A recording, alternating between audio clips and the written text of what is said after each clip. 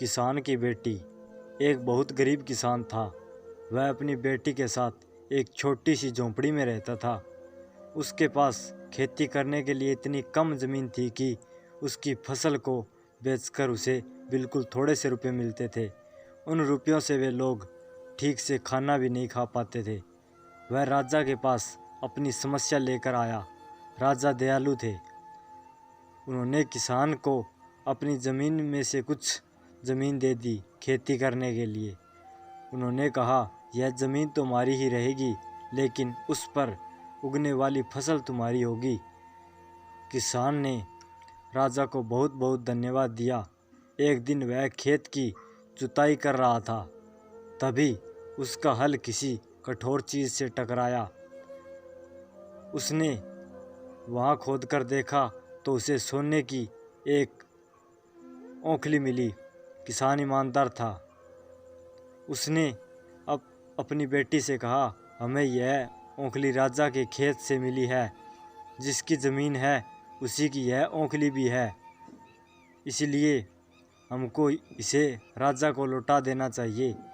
किसान को बेटी बोली, नहीं पिताजी, आप ऐसा मत कीजिए। आपको सिर्फ औंखली मिली है। यदि राजा ने आपसे इसकी सोने की मुसल भी मांगी तो आप क्या करोगे? आप इस औंखली को अपने पास ही रखिए। लेकिन किसान को यह बात ठीक नहीं लगी। वह बोला, जो चीज़ हमें मिली ही नहीं वह मांगने का राजा को कोई अधिकार नहीं है। वह राजा के पास औंखली लेकर पहुंचा, लेकिन दरबार में ठीक वैसा ही हुआ जैसा कि किसान की बेटी ने सोचा था। राजा ने सोचा कि किसान के लालचवश मुसल अपने पास रख ली है।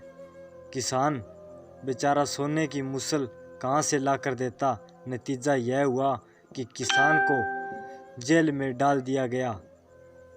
जेल में न उसे ढंग से खाना मिलता था न पानी। किसान को ऐसी गलती की सज़ा दी गई थी जो उसने की ही नहीं थी। वह खाए पिए बिना निढाल हो गया।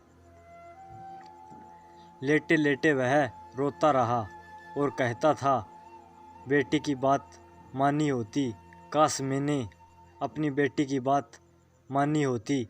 एक दिन राजा ने उसे ऐसा कहते हुए सुन लिया। उन्होंने किसान से पूछा कि वह ऐसा क्यों कह रहा है। तब किसान ने राजा को पूरी बात बताई। राजा को अपनी गलती का एहसास हुआ।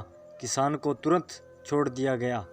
किसान की बेटी को राजा ने दरबार में बुलाया। उससे बातें करने के बाद राजा को पता चल गया कि वह कितनी बुद्धिमान है। किसान की बेटी को राज्य के खजाने का मित्र मंत्री बना दिया गया। उन्हें रहने के लिए घर और सभी सुख सुविधाएं दी गई। किसान और उसकी बेटी सदा खुश से रहे। किसान को थोड़ा कष्ट जरूर झेलना पड़ा, लेकिन अंत में जीत सच्चाई की हुई।